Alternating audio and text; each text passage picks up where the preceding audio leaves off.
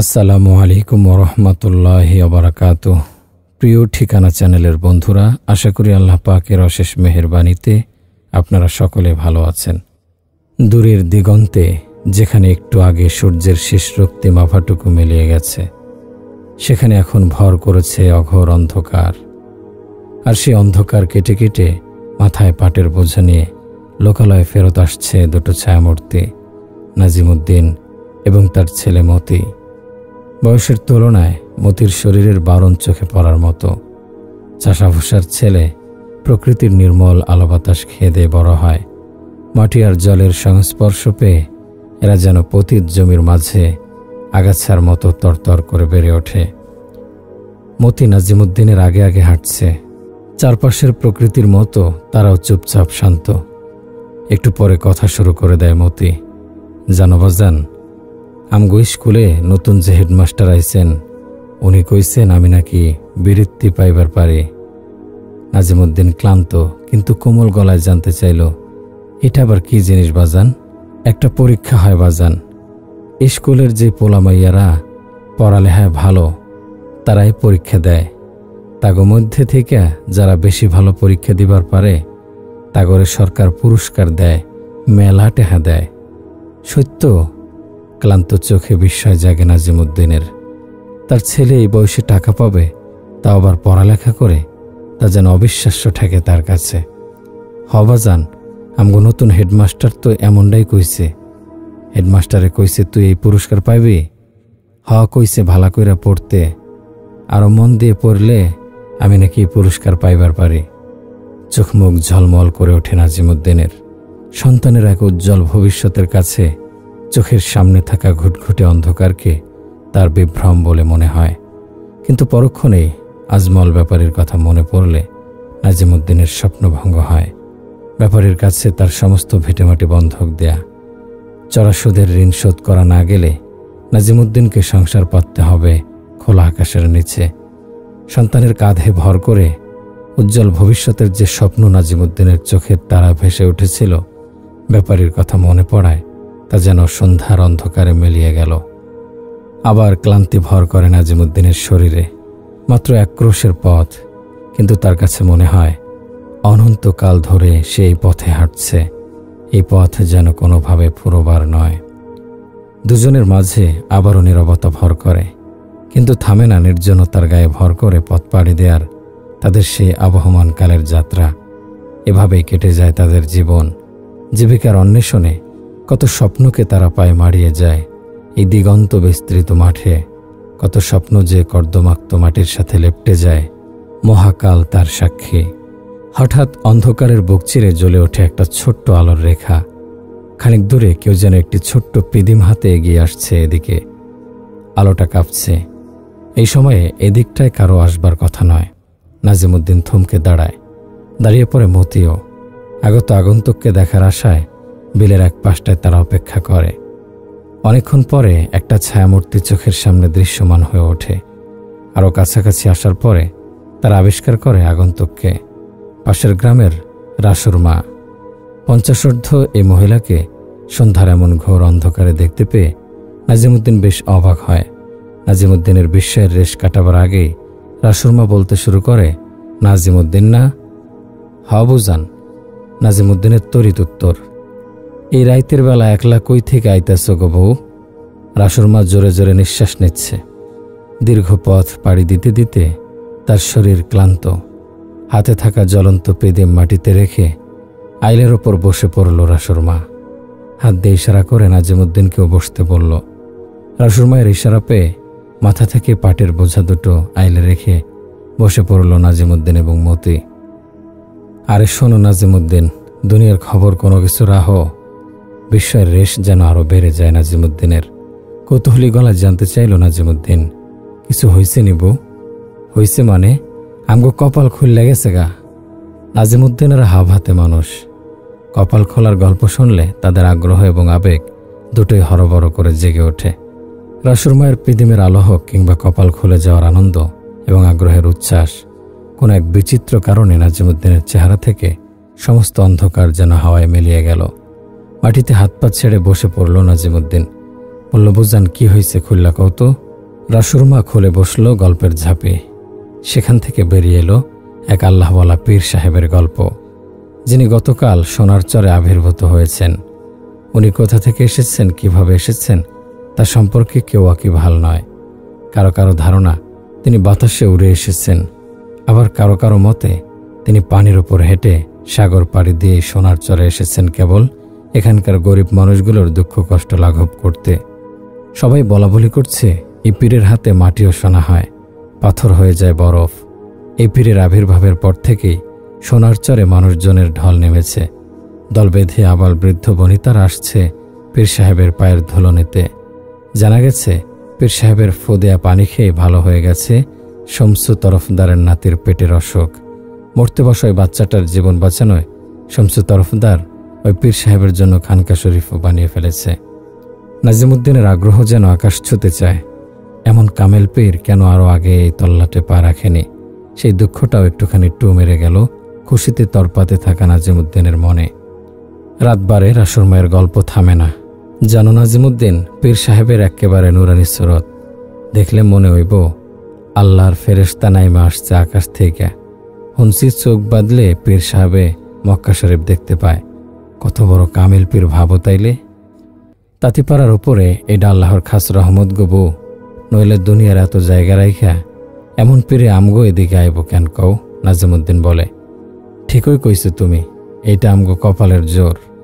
ঠিক হলো আগামীকাল ভোরে নাজিমুদ্দিন মতিকে নিয়ে পীর সাহেবের দর্শনে যাবে। মতির জন্য প্রাণ ভরে দোয়া নিয়ে আসবে, যাতে সে হেডমাস্টারের বলা বৃত্তিটা পেয়ে যায়। নাজিমুদ্দিনের বিশ্বাস এই পীর মতির মাথায় হাত বুলিয়ে দিলেই সব হয়ে যাবে। যে পীরের ফোদেয়া পানি খেলে পেটের কঠিন অসুখ সেরে যায়, তার হাতের স্পর্শ পেলে যে কারো ভাগ্য যে বদলে যাবে তা তো চোখ বুঝে বলে দেয়া যায়। কিন্তু বাদশাধে মতি এতক্ষণ পরে সে একটা কথা বলে উঠল। ঠিক কথা নয়, যেন প্রতিবাদ করে উঠেছে নাজিমুদ্দিনের সরল মনা ছেলেটা। মতি বলল, বাজান আমার কালকে স্কুল আছে, কতগুলান পড়া জমে আছে তুমি জানো। আমি কোনোখানে যাবার পারুম না, তোমরা যাওগা। মতির এমন অস্পর্ধা, এমন দুঃসাহস আর দুর্মতি দেখে সবচেয়ে বেশি অবাক হয় রাসুরমা। পীর সাহেবের সহবতে যেতে অস্বীকার করা মতিকে এক প্রকার তিরস্কার করে রাসুরমা নাজিমুদ্দিনকে উদ্দেশ্য করে বলে, নাজিমুদ্দিন কি পোলা বানাইতেছ তুমি? হ্যাঁ, পোলা তো নয়, যেন সাক্ষাৎ শয়তান দেখতেছি। পীরের বাড়ি যাইতে চায় না তোমার পোলায়। শয়তান না হইলে এমন কথা মুখ দিয়ে বাইর হয় কেমনে? অপমানটা বেশ ভালোভাবে গায়ে মাখে দুরন্ত কিশোর মতি। সে বলে, আমারে নিয়ে তোমার এত ভাবা লাগবো না গো ফুফু, তুমি তোমার ঘর লইয়াই ভাবো। মাঠে আসার কালে দেখলাম ফুফা কাশতে কাশতে শেষ হইয়া যাইতেছে, আর তুমি কিনা পীরের কেরামতের গল্প বিলাইতে বিলাইতে হয়রান। আর নিতে পারল না রাসুরমা। রাগ আর অপমানে যেন মাটির মধ্যে ঢুকে পড়তে পারলে বেঁচে যায়। যত বড় মুখ নয় ছেলের তত বড় কথা। নাজিমুদ্দিনের মতো ভদ্রগোছের কারো ঘরে এমন ইবলিশ যে পয়দা হতে পারে তা যেন রাসুরমা বিশ্বাস করতে পারে না। শেষ জামানা যে চলেই এলো এ বুঝি তারই সাক্ষী। মাঝখানে কথা বলে ওঠে নাজিমুদ্দিন। মতিকে থামাতে চেয়ে বলে, মতি কেমন কথা কস বড় মানুষের লগে? তুই না গেলে না গেলি, তাই বলে আরেকজনের খোঁটা দিয়ে কথা কইবে? মতি বেনুত সুরে বলে, না বাজান, আমি খোঁটা দেই নাই। ফুফার শরীরের যে কি অবস্থা মাঠে আউনের সময় দেখলা না তুমি? কাশতে কাশতে গলা দিয়ে রক্ত আউনের জোগাড়, কেউ নাই যে এক গিলাস পানি আগাইয়া দেব। ফুফার জায়গায় তুমি হইলে তোমারে রাইখা মা যদি এমনি পীর বাবার গুণগান গাইয়া পাড়া বেড়াইতো, তোমার কেমন লাগতো কত? মতির বয়স কম, কিন্তু তার যুক্তিতর্ক দেখে নাজিমুদ্দিনের মনে হলো ছেলের যেন বয়স অনেক বেড়ে গেছে। আষাঢ় মাসের এমনই এক গুমট লাগার সময়ে মতির জন্ম, যেন সেদিনকার কথা। এখনও সবটা মনস্পটে জলজল করছে। সেই মতি আজ ন্যায় অন্যায় ভালো মন্দের তফাৎ করা শিখে গেছে। বুকের ভেতরে কোথায় যেন একটা আনন্দ উৎসব লেগে যায় নাজিমুদ্দিনের। কিন্তু রাসুরমায়ের সামনে সে আনন্দ উদযাপন করা যাবে না কোনোভাবে। নাজিমুদ্দিন নিজেকে সামলায়। এরপর শাসনের সুরে মতিকে পাল্টা জবাব দেয়, হইছে, তোর আর এখানে মাথা দেওয়ান লাগবো না। তুই স্কুলে যাইস, পীর বাবার কাছে যাওয়ানোর দরকার নেই তোর। আমি আর বাবু মিল্লা যেমনে। কিন্তু নাজিমুদ্দিনের কথায় খুব একটা তৃপ্ত হতে পারে না রাসুরমা। রাগে গিজগিজ করতে করতে নাজিমুদ্দিনের মুখের ওপর বলে, একটা কালসাপ জন্ম দিছস রে নাজিমুদ্দিন। পীর বাবার কেরামতি নিয়ে সন্দেহ করে তোর পোলা। আমি কইয়া গেলাম আইজ তোর এই পোলা ইমান হারা হইয়া মরব। কথাগুলো বলতে বলতে মাটিতে রাখা পিদিম হাতে তুলে নিয়ে অন্য আরেকটা সরু আইল ধরে হাঁটা শুরু করে রাসুর মা। নাজিমুদ্দিনের সাথে একই আইল ধরে বাড়ি যাওয়ার কোনো ইচ্ছে হয়তো বা আর নেই, অথবা মতির মতো এমন দুর্মতি সম্পন্ন নাবালকের সাথে যাওয়াটাকে রাসুর মা হয়তো পাপ হিসেবে গণ্য করছে। সোনারচরের যে খানকায় পীর সাহেব আসর পেতেছেন, সেখানে নিত্য নিয়ত শত মানুষের ঢল নামে। কেউ ব্যবসাপাতির উন্নতির বায়না নিয়ে আসে, কেউ আসে পেটের অসুখ থেকে মুক্তি প্রার্থনা করতে। নানান মানুষের নানান চাহিদা। এমন বাহারি পদের চাহিদা মেটানোর আশা দেখানো পীর সাহেব একদিন এক ঘোরতর বিপদের ঘোষণা দিয়ে বসলেন। জানালেন, এই তল্লাটের মানুষের ভাগ্যাকাশে চরম এক বিপদের আনাগোনা তিনি টের পাচ্ছেন। আগামীকাল এক প্রলয়ঙ্কারী ঝড়ে লণ্ডভণ্ড হতে যাচ্ছে সোনারচর এবং তার আশপাশের মানুষের জানমাল। তবে তিনি ধ্যান মারফত আরও জ্ঞাত হয়েছেন, এই ঝড় দুনিয়ার আর যা ক্ষতি করুক, পীর সাহেবের খানকার আশপাশে ঘেঁষার দুঃসাহস করবে না। পীর সাহেবের মুখে আসন্ন দুর্দিনের দুঃসংবাদ শুনে ভেঙে পড়ে খানকায় আগত সকল মানুষ। ঘরে বাইরে কান্নার রোল পড়ে যায়। কি করে বাঁচা যাবে এই বিনাশী ঝড়ের কবল থেকে তা জানতে ভক্তকুল উদ্গ্রীব হয়ে ওঠে। তাদের ধারণা, এই ঝড় যতই শক্তিশালী হোক, যদি পীর সাহেব চান তাহলে মুহূর্তে সেটাকে উল্টো দিকে তাড়িয়ে দিতে পারবেন। বাতাসে উড়ে যিনি চোখের পলকে এক তল্লাট থেকে আরেক তল্লাটে চলে যেতে পারেন, তার সামনে এমন কত ঝড় শক্তি হারিয়ে বিলকুল বিলীন হয়ে যেতে বাধ্য, তা নিয়েও ভক্তদের মাঝে মাতামাতির কমতি নেই। দীর্ঘ ধ্যানমগ্নতার পরে পীর সাহেব আসন্ন বিপদের হাত থেকে বাঁচার একটি উপায় নিয়ে হাজির হলেন সকলের সামনে। সবার মুখে মুখে ধ্বনি ধ্বনি রব পড়ে গেল। আর কোনো দুশ্চিন্তা অবশিষ্ট নেই। ঝড় তুফান এবার যাই আসুক, পীর সাহেবের অব্যর্থ মরণাস্ত্রের সামনে ভয়ে হাওয়ায় মিলিয়ে বেটা যাবেই। জনতার মঞ্চে উপস্থিত হলেন সুন্দর চেহারা এবং নিটোল স্বাস্থ্যের এক বৃদ্ধ। ঠিক বৃদ্ধ নয় যদিও, কিন্তু লম্বা আলখেল্লায় তাকে বেশ অনেকখানি বয়স্ক মনে হচ্ছে। হাতে আভিজাত্যের লাঠি, তাতে ভর দিয়ে জনতার উদ্দেশ্যে তিনি যা বললেন তার সারমর্ম নিম্নরূপ। সোনারচরের ওপর আসন্ন ঝড়ের তাণ্ডব অবশ্যম্ভাবী। তিনি হাজার রকমের চেষ্টা করেছেন, কিন্তু কোনোভাবে এই ঝঞ্ঝা বিক্ষুব্ধ ঝড়কে পোষ মানানো গেল না। এই ঝড়কে এবার তিনি থামাতে পারবেন ঠিকই, কিন্তু পরের বার এই ঝড় আরও ভয়ঙ্কর চেহারা নিয়ে হানা দেবে। পীর সাহেব যদি তার গোপন অস্ত্র এবারে প্রয়োগ করে ফেলেন, তাহলে পরের বারের প্রলয়ঙ্কারী ঝড়কে থামানোর আর কোনো অস্ত্র তার হাতে অবশিষ্ট থাকবে না। তাই এবার কিছু ক্ষয়ক্ষতি মেনে নিয়ে এই ঝড়কে না আটকানোই বুদ্ধিমানের কাজ হবে। জানের ক্ষতি যদিও এড়ানো সম্ভব নয়, কিন্তু একটা উপায়ে মালের ক্ষতিটা এড়ানো পুরোপুরি সম্ভব। সকলের কৌতূহলী চোখ দ্বিগুণ কৌতূহল নিয়ে জানতে চাইল কোন সে উপায়। পীর সাহেবের পক্ষে নিযুক্ত এক খাদেম বলল, আপনারা তো জানেন, দুনিয়ায় এমন কোনো বিপদ নাই যা আমাদের পীর সাহেবকে স্পর্শ করতে পারে। আসন্ন ঝড়ের তাণ্ডবে সবকিছু লণ্ডভণ্ড হয়ে যাওয়ার সম্ভাবনা থাকলেও আমাদের পীরের এই পবিত্র খানকার কোনো ক্ষতি করার দুঃসাহস বাতাসের নাই। সকলে মাথা নেড়ে সায় দিল, যেন এই বিশ্বাস তাদের বহু যুগ পুরনো, বহু আদিম এই জ্ঞান।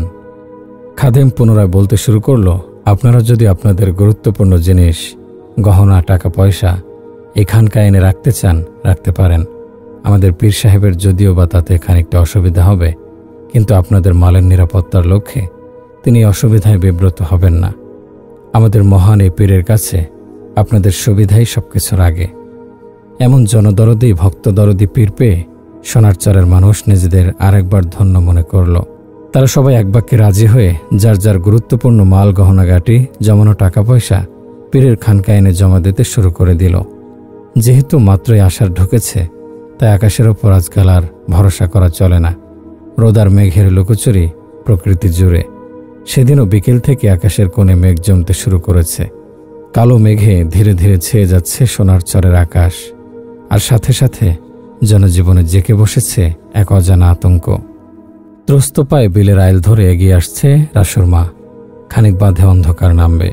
প্রকৃতি অন্ধকারে তলিয়ে যাবার আগে যে করেই হোক রাসুর মাকে পীরের খানকায় গিয়ে নিজের সারা জীবনের জমানো সম্বল, 2 ভরি সোনার গহনা জমা দিয়ে আসতে হবে। খেয়ে না খেয়ে যে সম্বল রাসুর মা জমা করেছে, ঝড়ের তাণ্ডবে তা উড়ে বিলীন হবে, সেটা কোনোভাবে হতে দেয়া যাবে না। যাওয়ার পথে একবার নাজিমুদ্দিনের ঘরে টো মারতে এলো রাসুর মা। নাজিমুদ্দিনকে তো বিপদের সংবাদ দেয়া হয় নাই। সুপারি গাছের খোলের দরজা সরিয়ে ঘরের ভেতরে চোখ ফেলে রাসুর মা বলল, নাজিমুদ্দিন, ঘরে আসো। ঘরের এক কোণে বই খাতা নিয়ে অঙ্ক কষছিল মতি। রাসুর মায়ের এমন হাঁক ডাকে খাতা কলম রেখে উঠে এসে বলল, বাপজান নাই। এই দুর্মতি সম্পন্ন নাবালকের সাথে কথা বলার কোনো শখ রাসুর মায়ের নেই, কিন্তু নাজিমুদ্দিনকে বিপদটা সম্পর্কেও সতর্ক করে যাওয়া দরকার। অগত্যা বাধ্য হয়ে আগের রাগ কোনোভাবে নিজের ভেতর চাপা দিয়ে রাসুর মা বলল, শোন বেটা, তোর বাপ আইলে কইস আইজ রাইতে কঠিন এক ঝড় আইব দুনিয়ায়। আমগো পীর কইছে ঝড়ে জান আর মালের ক্ষতি হইব, তাই যাগো মাল পীরের খানকায় জমা থাকবো তাগো মালের কোনো কিছু হইব না। তোর বাপেরে বলবি তোর মায়ের যদি কোনো গয়নাগাটি থাকে তাইলে পটলি বাইধা যেন পীরের খানকায় রাইখা আসে। বুড়ির এমন অবোধ বিশ্বাসে যেন বিরক্তি হলো মতি। মুখের উপরে বলল কিনা, ফুফু আমার একটা কথা কও তো, ঝড় যদি আসে কেন সেটা তোমগো পীরের খানকার ওপর দিয়ে যাইব না? তোমাগো পীরের খানকা কি জাদুমন্ত্র পড়া কোনো দালান যে ওইখানে ঝড় ধাক্কা খাইয়া পালাইব? না, এখানে আর এক মুহূর্তও না। ভালো মানুষই করে যাদের উপকার করতে এলো তাদের কাছ থেকে কিনা এমন ধারার অপমান। তবে চলে যাওয়ার আগে রাসুর মা মতিকে বলল, তাওবা কইরা দোয়া কালেমা পইরা নিস, তোর তো ইমানটাই চলে গেল রে মতি। কথাগুলো জপতে জপতে পীরের খানকার উদ্দেশ্যে হাঁটা ধরল রাসুর মা। মতি সেদিকে তাকিয়ে আছে। দূরে মিলিয়ে যাচ্ছে এক অবুঝ বৃদ্ধার ছায়ামূর্তি। ভোর হলো, এক আলো ঝলমলে ভোর। সোনার চরের আকাশ জুড়ে যেন আলোর মাখামাখি। গত রাতে যে বিপদ বয়ে যাওয়ার কথা ছিল সোনার চরের উপর দিয়ে, তা হয়তো বা কেউ টের পায়নি। কি আশ্চর্য, সবাই তো জেগেই ছিল, তবুও ঝড়ের একটু রেশ কোথাও কেউ দেখতে পায়নি কেন? তবে কি শেষ পর্যন্ত পীর সাহেব কোনো এক গুপ্ত কৌশলে আটকে দিয়েছেন আসন্ন বিপদকে? তাই তো হবে। সবাই ভাবল, পীর সাহেবের প্রতি ভক্তি আর শ্রদ্ধায় সোনার চরের মানুষগুলোর মাথা যেন আরেকবার নুয়ে আসে। বিপদ কেটে গেছে। সবাই দল বেঁধে হইহল্লোড় করতে করতে পীর সাহেবের খানকার দিকে এগোতে লাগলো। ওই ভিড়ের মাঝে ধীর পায়ে হেঁটে আসছে একজন বয়োবৃদ্ধ মহিলাও, রাসুর মা। পীর সাহেবের ওসিলায় জীবনের শেষ এবং একমাত্র সম্বলটুকু এই যাত্রায় ভীষণ বাঁচা বেঁচে গেল। এই খুশিতে রাসুর মায়ের চোখ দিয়ে যেন কান্না চলে আসে। কিন্তু পীর সাহেবের খানকার কাছে এসে সবাই পাথর মূর্তি হয়ে দাঁড়িয়ে গেল। থেমে গেল এতক্ষণের সমস্ত হইহল্লোড়। এই দৃশ্য দেখার জন্যে সোনার চরবাসী কখনোই প্রস্তুত ছিল না রাসুর মাও। সবাই দেখছে পীর সাহেবের খানকা শরীফের দুয়ারের একটা অংশ ভোলা, ভেতরে পীর সাহেব নেই। উনি ছুটেছেন অন্য কোথাও, অন্য কোনো সোনার চর এবং অন্য আরেক রাসুর মায়ের খোঁজে। নাজিমুদ্দিনের ছেলে মতির ইমান কতটুকু গেছে জানা যায়নি, তবে রাসুর মা জীবনের শেষ সম্বলটুকু যে খুঁয়েছে তা নিশ্চিত।